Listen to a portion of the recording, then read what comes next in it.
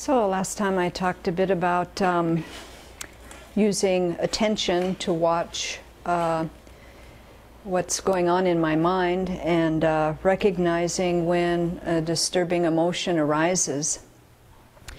And at that time then to start working with my mind to turn from that disturbing emotion. And for me, it's very helpful if I name what the disturbing attitude is. If I don't name it, I often stay stuck in it. So, and sometimes how my body feels helps me be able to name it. So if it's frustration or irritation, often I'll feel maybe some tightness in my jaw.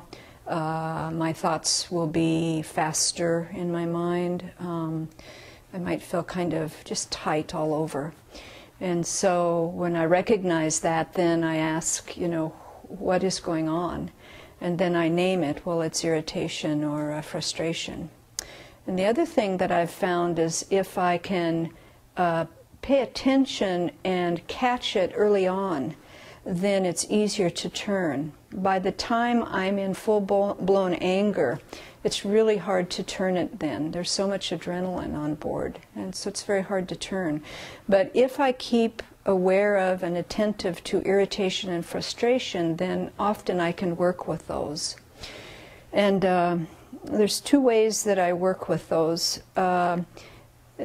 Both of them are about compassion. So if I have irritation or frustration, I try to soften my mind with some compassion, which is really the opposite of what the mind feels when it's irritated or frustrated. So I try to turn my mind to go to the other direction. And I either direct the compassion towards myself by reminding myself that anger stills my happiness, frustration stills my happiness, and it is the enemy. It is the enemy. And by doing that, then I can start turning my mind from those thoughts. If it's directed toward the other, then I try to think, these are the conditions, and the person is suffering from this affliction. And then that also opens the mind to some compassion. So both of those methods I use pretty frequently, actually. And the wonderful thing is that the Buddha taught so many different methods, and if you learn about the methods and then familiarize and practice, then when these states of minds arise, there's a tool to use, you can call upon. But you have to familiarize and practice so that it is accessible to the mind.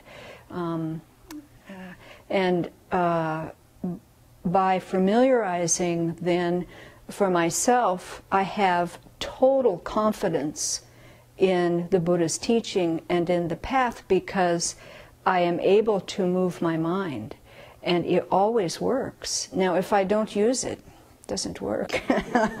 So, and then I'm in an afflicted state, very suffering. But if I apply it, always it works, every time. So it's very wonderful.